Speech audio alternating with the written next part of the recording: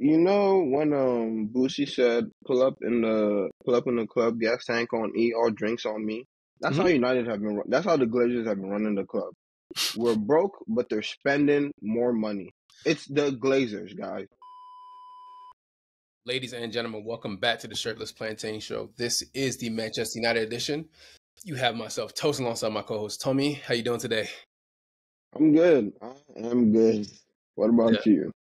Man, listen, I'm fantastic, man. It's Sunday. It's raining, but I can't complain.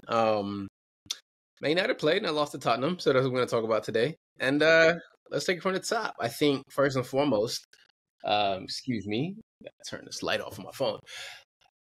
Man United fans need to stop crying. We talked about this ad nauseum every time we talk about how there's going to be a long process. It's going to be a very, very bitter pill to swallow. And it's very interesting to me seeing fans who consistently and constantly talk about how bad the squad is, but want a manager to make miracles. Like you want lemonade out of piss. You're not going to get that. And it interests me so much because you consistently tell everybody week in and week out how bad this squad is. But the manager who sees them every day, you think he doesn't see that too? This is a man who went to 2 World Cups. This is a man who has won trophies with Benfica. You know, he's done things in his career, won trophies at Sporting as a manager. And it's like, it's going to be very rough. We're not going to get relegated, but it's going to be very rough. Okay, it's going to be teetering on that line, but we're not going to get relegated. But what interests me is seeing people wanting these kids to come in and play. And I respect that. But again, I'm not tossing the 16, 17, 18-year-old into the fire right now, man. I'm not. Like someone like Sekou Kone just got to England like maybe 3-4 months ago. I'm not doing that to these kids. It's not fair to them that you have to pull your shoulders because guess what? Guess who we did that to? Rashford. And guess what happened to Rashford? You all told him to fuck off. So it's not the best environment for everybody playing. Do I wish he would have played some of the players? Yeah, but bro, this is just a bad squad, man. My thing is that like you said, we know the players suck, and me, I'm even like I'm more. I lean towards like a little bit more. I get what the fans were complaining about. For example, the kids. I get the fans who were complaining about them not playing. I get that more. Like I understand what you guys are saying. Mm-hmm. Because even today, I'll admit, maybe Kone and Morehouse, I think they should have come on because Cashmere was awful Yep. and Dalo should have been off. Right? I get that. But you guys are asking them. You guys are saying, "Oh, just give them a chance. They can't be that bad." You guys are asking them to play like for the rest of the season. That's not how it should be, right? The way you should bleed youngsters through on the bench first, then a couple minutes here and there, and if they're really top quality, then they start starting games, right? And I feel like during this injury crisis, that's what he should be doing, easing them in. But come on, guys, they're not gonna play full 90. Like, please, they're The not gonna. best. They're not gonna. Hmm? Good. They're not gonna play full 90s. And again, like you said, you know the squad is bad, and we're not even saying don't have expectations. Taper those expectations, okay? Like just relax, small. You can be upset at the result, but please be upset within reason. Don't start because that's the thing. Like you people get upset and then just go to the moon. Like relax. You have to get out the atmosphere first. Just relax.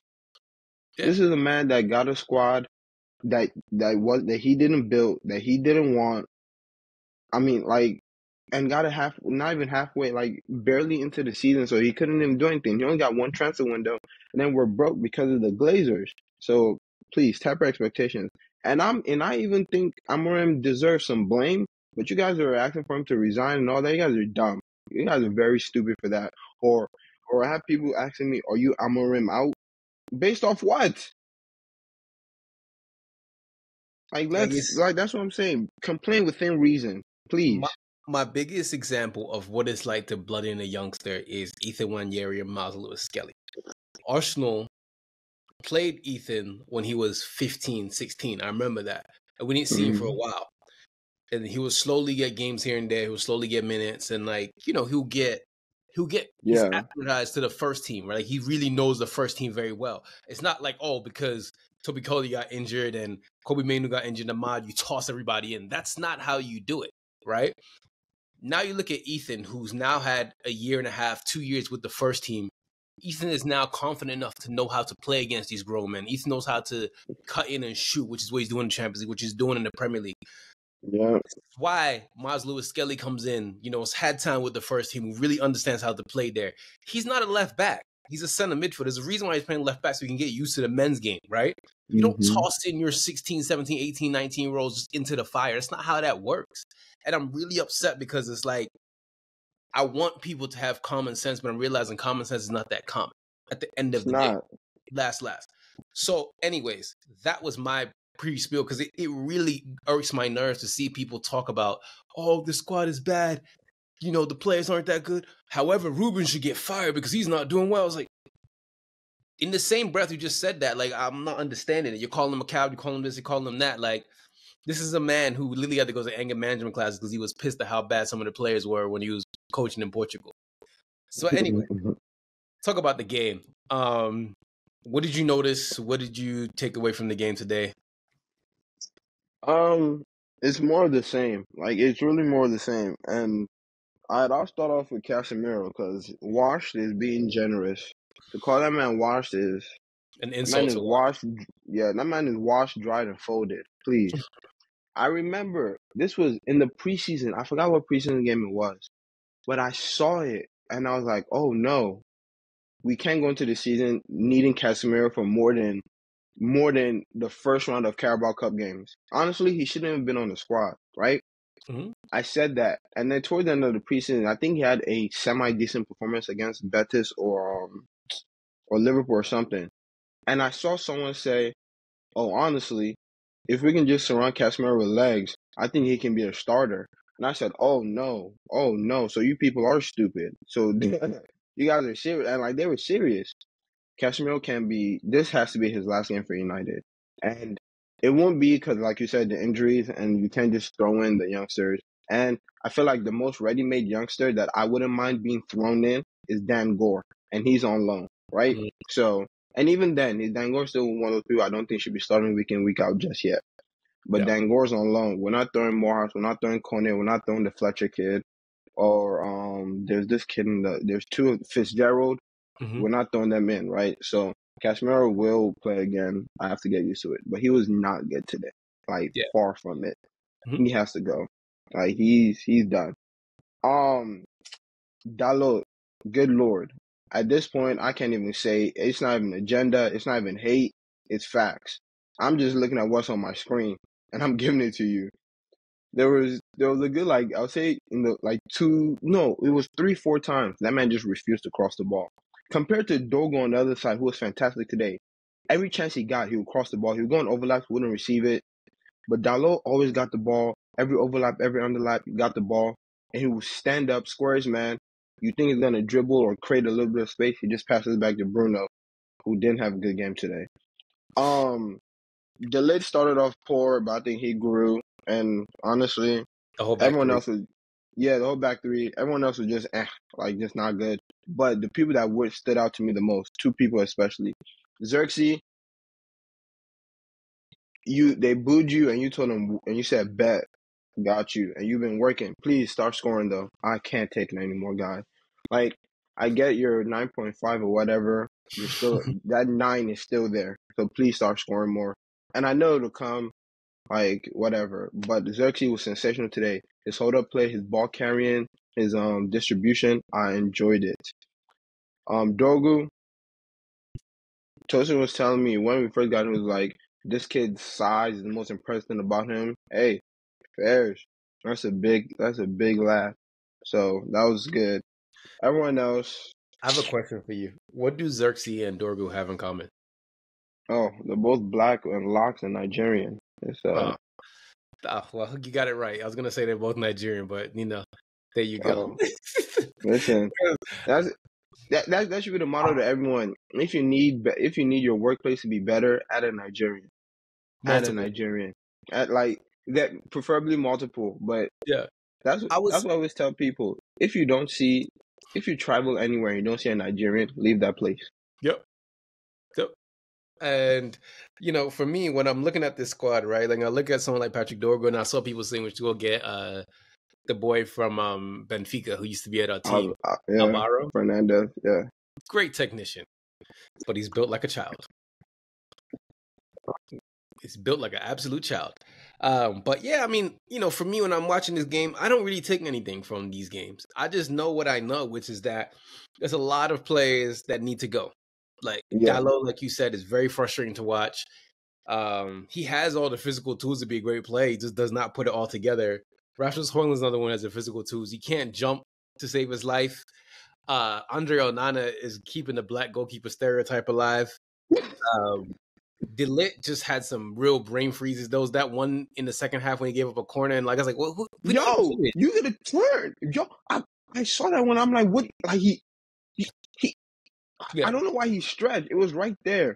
And the Rasmus one, I don't. This is something that like I've noticed personally, Mm-hmm. and I'm sure other people have. Like, I'm not gonna act like I'm some football revolutionary, but the complaints of like, oh, he doesn't get fed the ball.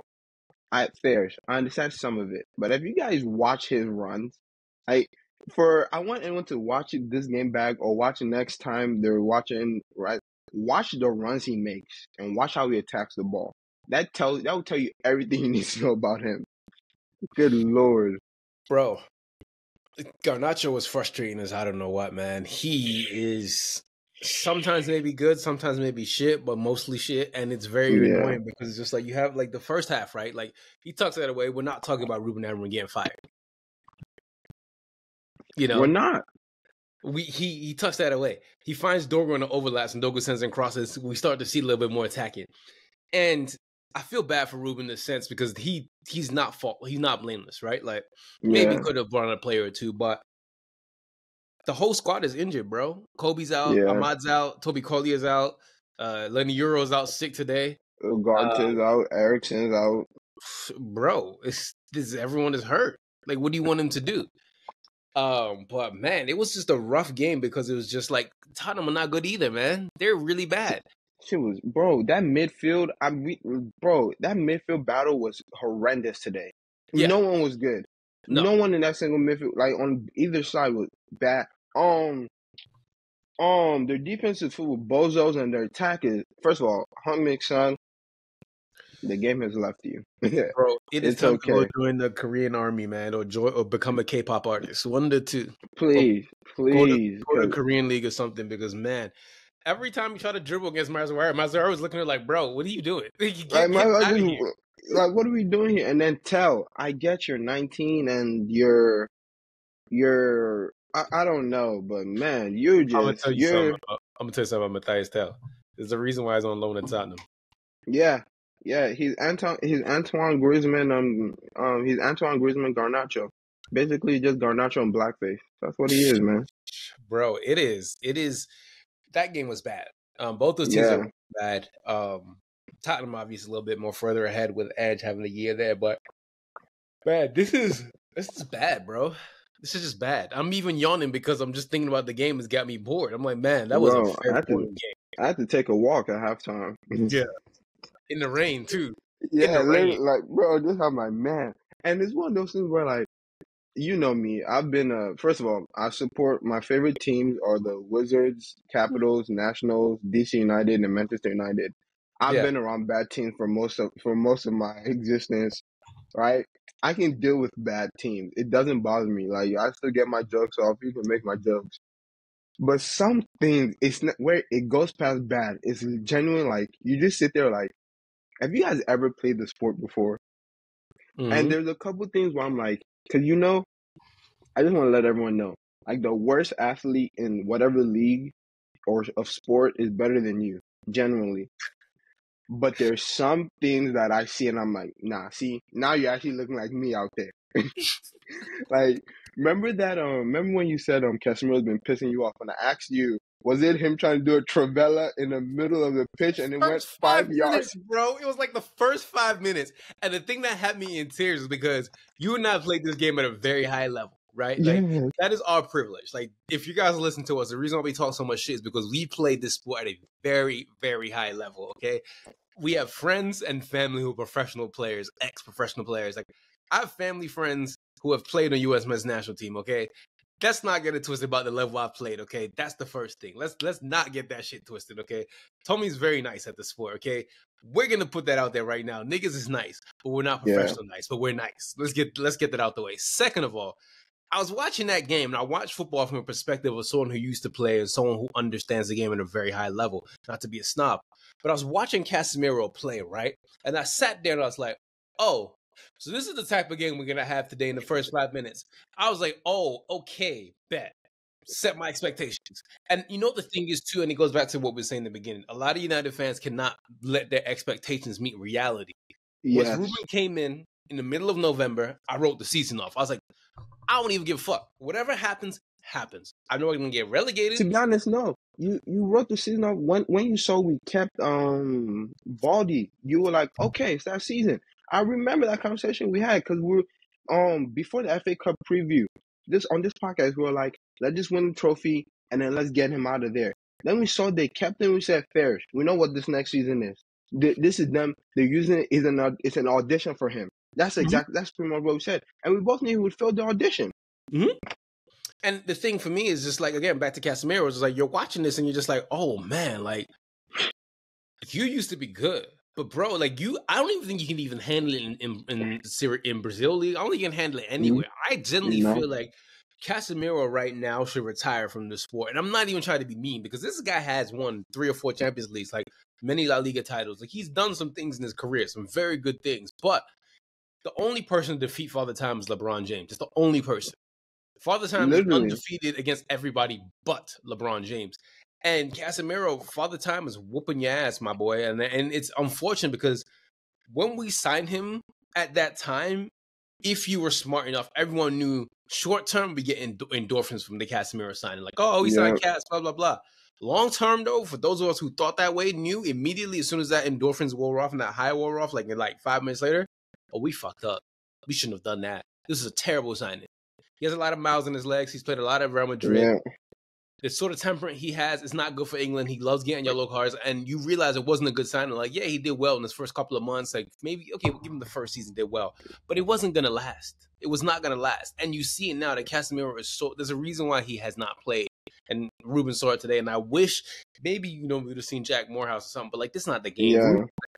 Ruben, no offense to Bruno. I think Bruno is carrying something because he does not look spry at all. He looks hurt. He wasn't like lately we've been seeing him dribble more and more, but back to the Casemiro signing, like you said, from jump, everyone like I said was smart. Even and let's say we do like to make that Casemiro signing make sense, you should have signed him and then a young center midfielder that's right there next to him who's maybe not ready on the cusp of being ready, right? Like instead of them going out on loan, they'll play every cup game or every other game and they'll learn from Casemiro. Because the moment Casemiro's legs give out, you can just switch them. You can just switch their spots. That's what would have made a Casemiro signing make sense. But we just signed that as like the fixing of the midfield, and that was not it. And then, like you said, then added Mason Mount on top. That signing still doesn't make sense to me. Like I don't care, and people and like let's say Mason Mount is decent. It still doesn't make sense for the price, the contract, the number we gave him. I don't care. That Mason Mount signing will never make sense. And right now he's healthy. I mean he's injured. That's another reason it doesn't make sense. I don't want to pile too much on him, but sooner or later that conversation about that Mason Mount signing needs to be had. Yeah, it needs to be had because it's not. I don't want to say it's the worst one because I think Anthony is still one of the worst signings we made recently. Casemiro, yeah. Because at least you could say with Anthony he was young and you were trying something. With Casemiro, you knew what you would get. You knew what you get. Like five Champions Leagues, right? And I don't think people understand when you make it to the Champions League final, that's an average of 60 games you've played in your season. Mm-hmm. So imagine that 5 times, guys. That's 360 games already, right? Casemiro has played 221 matches for Real Madrid. That is a lot of miles on the legs. That's insane. That's a lot of miles on the legs. And then let's get that. And then his Brazil games too, Porto, all that. Like guys, 75 matches for Brazil, 28 for Porto, 92 for Sao Paulo. Yeah, that's a lot of miles. That's crazy. That's crazy. And On top of that, he's a midfielder. Mm-hmm. It's One, there's 2, 3, 4. Yeah, he's won 5 Champions Leagues, three UEFA Super Cups, 3 FIFA Club World Cups, uh, 3 Super Copa de España, Copa del Rey, and 3 La Liga titles. like, bro, it's. I'm sorry, it's time to go, man. Like, And and they it's also won fine. and he also won a Copa America in 2019, by the way, and a FIFA U20 World Cup. So there's a lot Like of miles on that leg. the game is not nice to anyone. No, Like you said, sooner or later, Father Time wins. yeah, unless you're LeBron So James, you know. literally, man, and that's HGH, and Nah, that's you know, just that's just LeBron that's James. just black don't crack. Nah, that's just LeBron James as being one of one. That shit don't make any sense. Yeah, But it seriously though, doesn't. man, I do, and I'm not here to gaslight anybody. I understand your frustrations. I get it. It's not fun when your team stinks. Like, it's not fun at all. I empathize with the United fan base. But in that same breath, what exactly were you guys expecting when you got rid of Eric Ten Hag and brought in a new coach that plays a whole entire new system that requires intellect? You know, like you're seeing Garnacho today. With plays he didn't sign. You're seeing Garnacho today trying to do, trying his hardest to score, but he's missing Patrick Dorgo on the left, who's overlapping, underlapping. Xerxes, for all he's trying, is not getting the right passes in. And Rasmus Højlund is over there doing wrestling, so it's just like, this is not fun. And I empathize. I get it. But man, this is rough. This is gonna be rough for a lot of United fans. Yeah, man. So watch other teams or just learn to appreciate the sport for the love of it. That's another thing. You fans, you guys don't like the sport. No.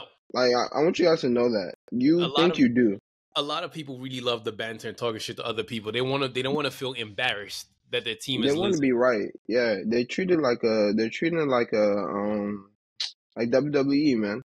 Listen, I've seen my team lose the title on the final day. I've seen my team get knocked out by Kelly Olynyk in Game 7. I've seen my team. I'm gonna do you one worse. I've seen Arsenal win the title at Old Trafford. Dear God, don't God, good I've seen Lord, that. I've seen that. I've seen Sylvan Wiltor bang on our head, and guess what? Keep going. you feel I me, really want to bro? talk quickly about Man United sacking people and like the finances of the club. I don't think people understand how bad the finances are, and like if it wasn't for Jim putting in almost 300 million pounds of his own money, that this club would not exist to where it is today. Like I don't think people understand like how financially desolate United are, and I respect the should have signed players in January. I understand that, but again, I come from a place of Zen, a place of understanding, a place of like I have Google on my phone so I can read and research as to what is going on at my club, which is what you should do too. You should literally look it up. There's plenty of United accounts that will tell you like what is going on, like as far as the finances. And whatever you think it is, it's very bad. It's not a good look at what's happening in the club. But again, I'm trying to find the name of the account. But go ahead, give me your 2 cents what you feel about the about United and their finances. You know when Boosie said pull up in the club, gas tank on E, all drinks on me. That's how Mm-hmm. United have been. That's how the Glazers have been running the club. We're broke, but they're spending more money. It's the Glazers, guys. They've run the club, not even from a money like from a monetary point of view. Look at how it's.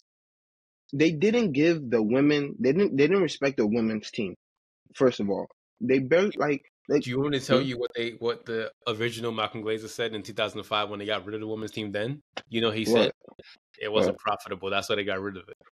like And these are and here's the thing: is like people love to blame Sir Jim. He has his own issues, 100%. But yeah. you can't take precedence of something that happened before you. You know what I mean? Like there is a whole entire family who literally did a leverage buy, which is illegal to settle down to this club. If Yep. you're not addressing that elephant in the room and just go straight to Sir Jim and him sacking people, you lost the plot completely. By the way, I found the account.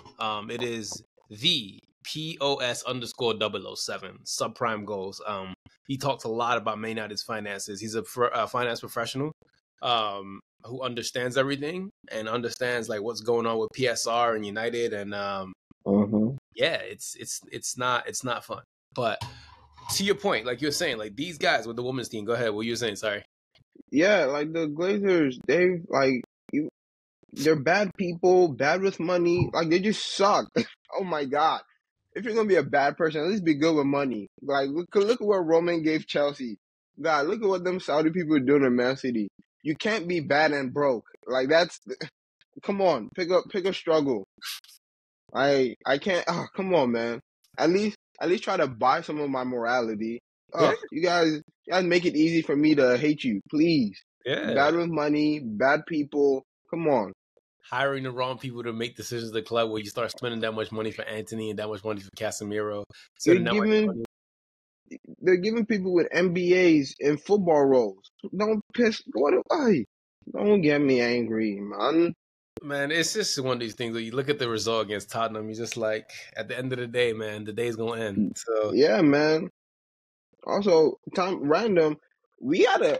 I was talking to someone and they were like, United has been like, I think we've only lost, six and and we're on left. a good, we're on sort of like a good streak. But someone's like, why does it always feel like we lost? It's because every loss we do is either in a catastrophic fashion or we break a record. You know which one it was today? We A broke record. a record. Yeah. Yeah, this is the first time in 30 years, 30 seasons, whatever, that Spurs have done the double over us. Why? Like that's just this. I'm not even blaming the players or anything like that. United just always loses in some spectacular or just cartoonish Looney Tunes way. Like we're always the coyote holding the sign up after as we run off the cliff. How? Every time. It's just meet me. That's the whole entire club. It's just meet me. Literally. And I'm We're like, getting what's going on? we're getting anvils dropped on our heads for no reason. Like what is happening here, man? Bro, like 4 injuries in 1 week, dogs. Muscle injuries on top. Like he said, Kobe. He said Ahmad was even just by himself and it just happened. Yeah, I was about to say he broke it down. He said Ahmad was by himself, Kobe and Ugarte was like doing practice, and then randomly Erickson and Euro getting sick. What's going on? Who's out It's here like, just sneezing on people? and then like the funny thing is the goal they scored today, and Tottenham score was just some dumb shit. Like no one, people were switching off. It was like, yo, It was so frustrating. I'm like, yo, is that something cartoonishly whack, man? yeah. Whatever. But I don't know, man. It's just we're not gonna get relegated. Take a look at Man United's upcoming schedule. There's Everton, go to Goodison Park, we go to Ipswich, then we host Ipswich Town, Fulham FA Cup, Arsenal, Leicester, not the Forest, City, Newcastle, Wolves, Bournemouth, Brentford, West Ham, Chelsea, and Aston Villa to round out the season. Oof, looks a bit tight, but As we a just fan, to wear my delusional fan hat, we're winning the FA Cup or the Europa League. We're winning one of them. we're winning both. Stamp. Listen. I'm about to say, listen. I'm willing to put money on it, and if we don't, you can't. You're not getting your money because you can't beat me. Anyway, we're winning. Listen, that's my. I wholeheartedly believe we're gonna win something because if that's one thing about our banter era, we're gonna win something. We're gonna win something, and it's gonna piss you people off, and that's gonna feel me even more. But What we're winning something. what makes me so interested is that out of all the managers you had over the last 13 years, the youngest one who's in his prime, the most handsome one in his prime, is the one that everyone wants to get rid of immediately. And it makes me laugh because I'm just like, I've seen so many people to this day who still defend Ole Gunnar Solskjaer. He made me feel good. I've seen people defend, now they're doing a Ruben Amorim. I've seen people defend Jose Hey, Mourinho. hey, oh I've seen people defend LVG, even yeah. David Moyes from time to time. I'm just like, yo, at the end of the day, The what? two people I won't be gaslit about the two managers. First of all, no, three managers.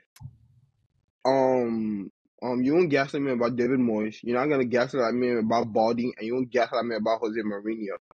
I know what it was. I was there. Listen, you I guys don't lived it. understand. Waking up to watch David Moyes in a small college apartment on my laptop. I was oh my Yo, days. I remember I watched the preseason tournament because we were in like Asia at the time, like the Far East. And I woke up at like 2 o'clock to watch. I was like, oh my God, why am I doing this to myself? Bro, yes. And I remember when Listen. Mourinho got fired, it was like 4:45. I was back home in Maryland, and I literally screamed and woke everybody up. My mom and dad said, "What's wrong?" I said, "They fired Jose Mourinho." My mom woke up in Europe. I was just like, "So this is what you're waking the old house up for?" I was like, "Ah." It's like when Abacha died. But that was literally what it was for me. That was my man. What? That was my Valentine's Day. What? I was. Listen, I think I got the most joy from. It's a toss up between Baldy and Jose Mourinho getting sacked. Cause man, the Jose Mourinho. Cause I'm not gonna hold you. I've never been a Jose Mourinho fan. Like Why would I you be? don't know. You feel me? Like everything I like about football. The only thing he gave me is Mesut Ozil, one of my favorite players. Aside from that, but Nigerians love him. So when he came to my club, I'm like, guys, he's already past due. First, second of all, he goes against everything the club is like low key, meant to snap all that stuff. Yeah. And then that man started beefing with Pogba. I'm like, yo, like it was just not. It was just bad vibes from jump and to me. So when he got Yeah. sacked, I was like, told y'all, because he didn't even make it to the third. Was it? Did he get the third season blues with us? Who, Mourinho? Yeah. I can't remember, man. It just is. That is stuck in my. That is erased in my memory, man. Yeah, that shit I, was I bad. try It was so hard bad. not to remember that. But this man stayed in the hotel his whole entire stay. Yeah, That's a 2016. man that didn't want to be there. Yeah. But look, man, you got anything you want to add before we get out of here? Our women's team, they won today 3-1 against was it Crystal Brighton Palace, or Crystal Palace? There we go. Brighton's And rival. oh, okay. So yeah, we're still in second place though. So woo, go team. Go team. But yeah, I have nothing to add, man. Look, just please find joy, please find peace, please find happiness elsewhere outside of Manchester United for the rest of this season because it's gonna get worse. What did they say again? It's darkest before dawn or something like that. Yeah. Yep. Whatever those nerds be saying. Yeah, whatever the weekend says after he does drugs. But we are out. I'm Tosin once again. This is Tommy. Manchester United fan keeps your chin up because it's gonna be rough, baby. But we're out. Everyone take it easy. Peace. Peace. Hey folks, this is Dan from the Shirtless Plantain Show. Don't forget to subscribe, comment, and follow us on all our socials. You can see them right beneath our recordings in every video. Thanks again, and see you on the next one.